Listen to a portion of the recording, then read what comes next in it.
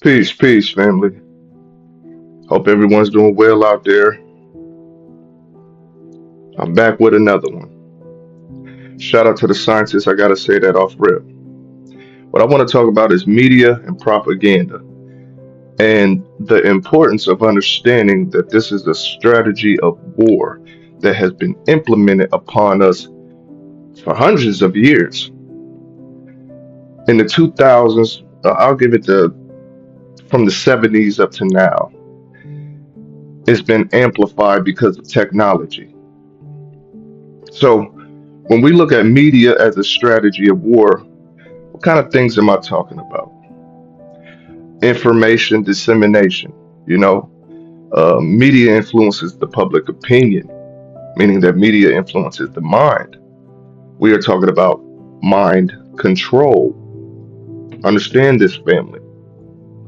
Now, when we look way back, we all have minds that work well.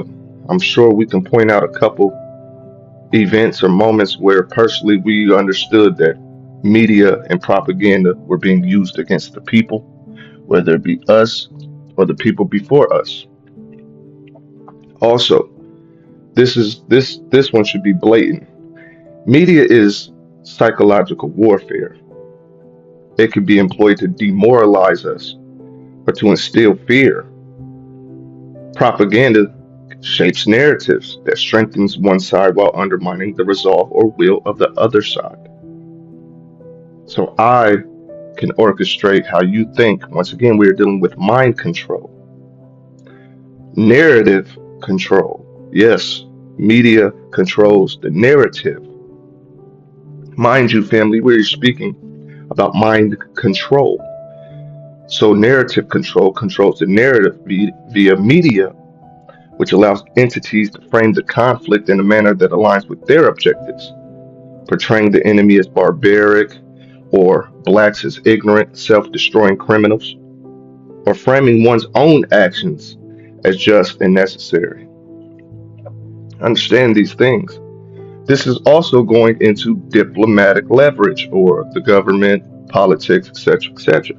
The public's perception is shaped by media, which can affect the decisions of governments and international organizations. Because if you control our mind through media, manipulate us and our reality into siding with you, you control the politics, if you will. Once again, we're dealing with propaganda. This is misinformation. Misinformation is used to confuse and mislead the public, creating a distorted perception of reality, making it difficult for individuals to discern truth from lies. Emotional appeals. Propaganda exploits what? Fear, anger. This will elicit strong emotional responses. If I can get you to act and think emotionally, I can control you. If I can control one, I can control many. If I control many, I have nothing to worry about. I know what's going to happen because I make them do it. So we have emotional appeals, misinformation. This is the best one to me. Selective facts. How many times have we seen podcasters who want to call themselves journalists and etc. use selective facts, not on purpose, but because that's the only thing media gave them to work with to create content. So many times we see all of these things happening within our people. This is also propaganda. This is why I'm showing you these slides. If I can get the black man and woman to think very lowly of themselves, after repetition, it becomes regular. It becomes culture. It becomes the way I view myself and others. And this is what has happened to us. Do you notice that every slide that I have shown you right now is dealing with death, violence? Do you understand what I'm do you understand what's going on in front of you right now? I haven't spoken on any slide because there's nothing to say. You should see it. You should have eyes that see and ears to hear. Every slide I've shown you has been dealing with death and violence. This goes into stereotyping. Stereotyping can create a division by creating stereotypes or scapegoating particular groups, i.e., in essence, the black man and woman. This dehumanization can justify acts of aggression or discrimination against us by ourselves and from outside sources.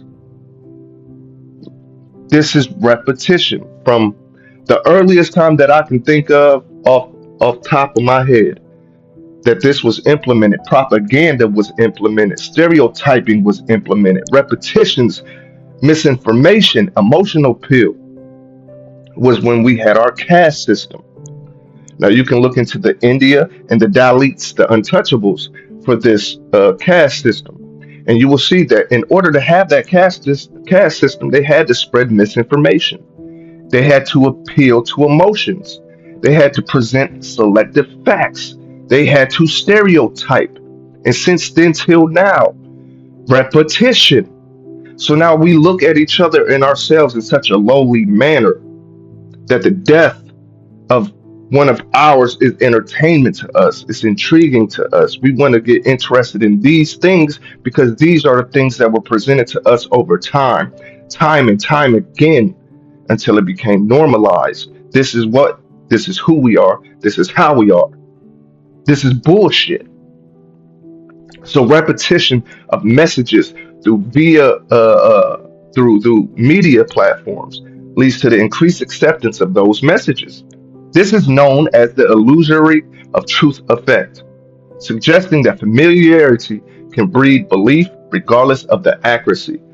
Normalcy, familiarity, repetition, regardless if it's accurate or not, it becomes a way of life to us. And this is what's going on. Death, violence amongst ourselves, against ourselves, is normal for us. Another aspect or tactic of propaganda is cultivating fear or anxiety. Propaganda instills fear of external threats or internal dissent, leading to increased support for government actions, including censorship or surveillance in the name of quote unquote security. Also, by normalizing the extremes, violence, death, drugs, sex, or of repetitions of these things, propaganda shifts the norms and desensitizes us to radical ideologies. This desensitization can make unacceptable ideas more acceptable. Am I lying? No. Social media is just a platform to exploit these things, all while outsiders profit off of our ignorance of self and each other and the games that are being played against us. We don't want to we don't want to have these conversations. We want to avoid these type of topics. That way, topics that have no meaning, that continue to stereotype, that continue to propaganda, we call entertainment. We are not children. We should not be thinking in terms of children. And that's when the term minority comes in. A minor, a childlike person, a person who can't speak or defend themselves. We call the death of our own people by the hand of our own people, promoted to the masses through social media and media in general. We call that entertainment. But then we turn around and bitch and moan and complain about the things we do to each other and the things that people do to us. But yet we still then turn around again and tap in and laugh and joke and promote and conversate about death and violence amongst our own people. So we cannot point the fingers because the fingers would have to be pointed to us. Do you understand me, family?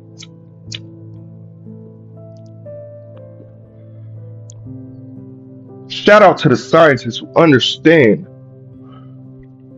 the severity of propaganda, of media, who understand that our people are lost, are stuck, are mentally fucked up because of repetition of misinformation and selective facts and stereotypes. I love y'all. I appreciate y'all. Please share, subscribe, hit the like. I'm gone.